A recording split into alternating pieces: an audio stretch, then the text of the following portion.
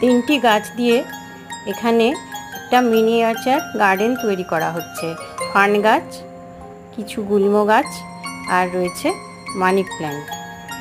আর টবে যে কন্টেনারে যে মাটিটা নেওয়া হয়েছে সেটা একটু ঝুরঝুরে মাটি নেওয়া হচ্ছে, তার সঙ্গে বালি আর কিছু শুকনো চা পাতা মিশিয়ে দিয়েছে।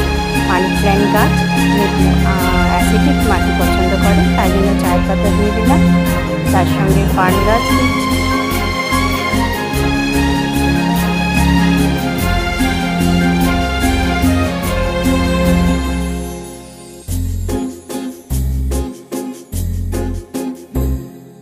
तुमको पाया है तो जैसे खोया हूँ, कहना चाहूँ भी तो तुमसे क्या कहूँ।